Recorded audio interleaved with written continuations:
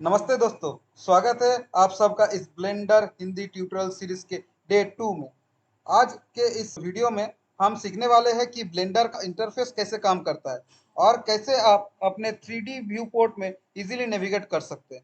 अगर आप नए हैं तो ये वीडियो आपको बिल्कुल कंफ्यूजन फ्री बना देगा और आप 3D ऑब्जेक्ट के बीच में घूमना सीख जाएंगे। तो बिना टाइम वेस्ट किए चलिए शुरू करते हैं। हम लोग पहले ब्लेंडर खोल लेते हैं।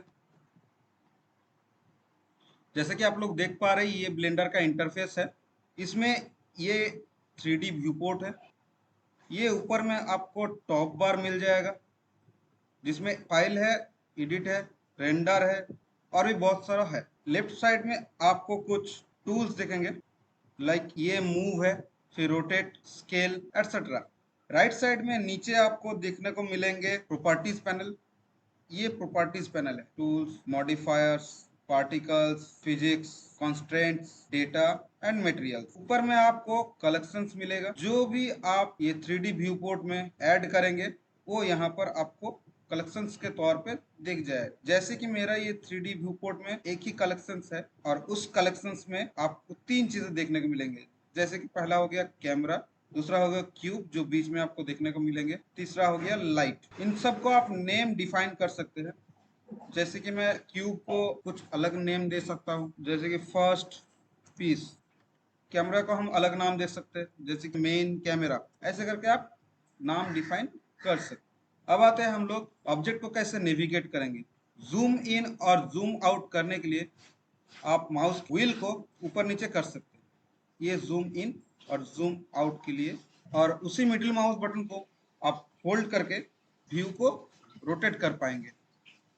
व्यू पोर्ट को एडजस्ट करने के लिए हमारे पास कुछ शॉर्टकट कीज है। जैसे कि मैं अगर 1 प्रेस करूंगा तो फ्रंट व्यू दिखेगा, 3 प्रेस करूंगा तो राइट व्यू दिखेगा, 7 प्रेस करूंगा तो टॉप व्यू दिखेगा।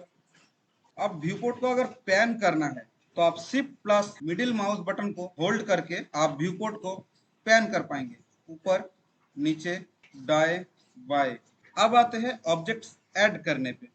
पहले तो मैं एग्जिस्टिंग क्यूब को डिलीट करता हूँ। क्यूब पे जाके आप लेफ्ट माउस बटन क्लिक कीजिएगा और सिंपली डिलीट या तो एक्स दबा दीजिएगा। ये क्यूब ऑब्जेक्ट मेरा डिलीट हो। अब आते हैं नया ऑब्जेक्ट ऐड करने पे। सिंपली शिफ्ट प्लस ए दबाइएगा, आपके पास ऑब्जेक्ट पैनल खुल जाएगा जिसमें से आप कुछ भी ऑब्जेक्ट यहाँ पर चूज कर सकते हैं। मैं यहाँ पर मेश में जाके क्यूब ऐड कर लेता हूँ। आप देख सकते हैं क्यूब ऐड हो चुका। उसी तरीके से आप शिफ्ट प्लस ए दबाइए और यहाँ पर मैं सिलेंडर ऐड कर लेता हूँ। आप देख सकते हैं सिलेंडर ऐड हो चुका है। आप किसी भी ऑब्जेक्ट के ऊपर आके लेफ्ट माउस क्लिक कीजिएगा तो ऑब्जेक्ट सिलेक्ट हो जाएगा। आप कलेक्शन से भी ऑब्जेक्ट को सिलेक्ट कर सकेंगे।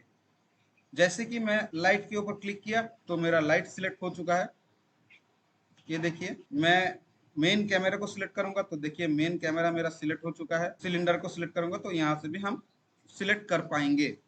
अब आता है ऑब्जेक्ट को मूव, रोटेट या स्केल करने। ऑब्जेक्ट को मूव करने के लिए आप पहले ऑब्जेक्ट को सिलेक्ट कीजिए, उसके बाद ग्रैब या फिर मूव यानी कि जी प्रेस कीजिएगा तो ऑब्जेक्ट मूव करने के लिए रेडी है। आप सिंपली माउस को कहीं पर लेकर जाके क्लिक कर दीजिए तो ऑब्जेक्ट मूव हो जाएगा। अगर आप चाहते हैं कि ऑब्जेक्ट किसी डिफाइंड डायरेक्शन में मूव हो तो आप ऑब्जेक्ट को क्लिक कीजिए, जी प्रेस कीजिए। अगर आपको चाहिए एक्स डायरेक्शन में मूव हो, एक्स दबा दीजिए, ये एक्स डायरेक्शन में मूव हो जाएगा। इसी तरह से वाई डायरेक्शन में मूव हो जाएगा, जेड जेड डायरेक्शन में मूव हो जाएगा। अब आते हैं रोटेट पे। सिंपली ऑब्जेक्ट को क्लिक कीजिए, प्रेस आर, ऑब्जेक्ट ये फ्रीली रोटेट होगा। अगर आपको डिफाइंड डायरेक्शन चाहिए तो उसी तरह से एक्स दबाइए तो एक्स डायरेक्शन में रोटेट होगा, वाई दबाइए वाई डायरेक्शन में रोटेट होगा, जेड दबाइए जेड डायरेक्शन में रोटेट होगा। इसी तरह से हम जाते हैं स्केल के ऊपर। आप सिंपली ऑब्जेक्ट को सिलेक्ट करके एस दबाइए तो ऑब्जेक्ट फ्रीली स्केल के लिए एलिजिबल हो जाएगा। अब इसको आप सिंपली एक्स डायरेक्शन में अगर स्केल करना चाहते हैं तो एक्स दबाइए, वाई डायरेक्शन में स्केल करना चाहते हैं वाई दबाइए, जेड डायरेक्शन में स्केल करना चाहते हैं तो जेड दबाइए। अगर नहीं चाहिए तो आप सिंपली राइट माउस क्लिक कीजिए और इसको कैंसिल कर दीजिए।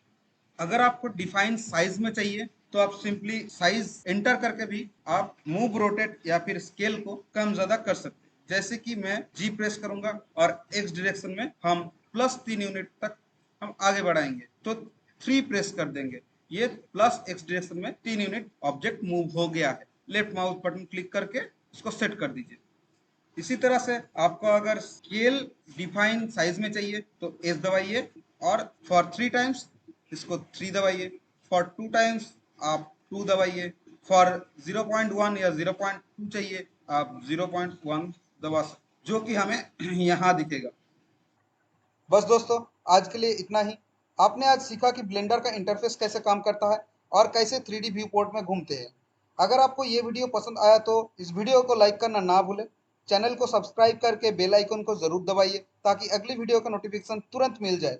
अगली क्लास में हम लोग सीखेंगे बेसिक ऑब्जेक्ट मॉडलिंग, कैसे एक सिंपल क्यूब को शेप देना है, एक्सट्रूड करना है, 3D ऑब्जेक्ट बनाना है। तो मिलते हैं नेक्स्ट वीडियो में। धन्यवाद।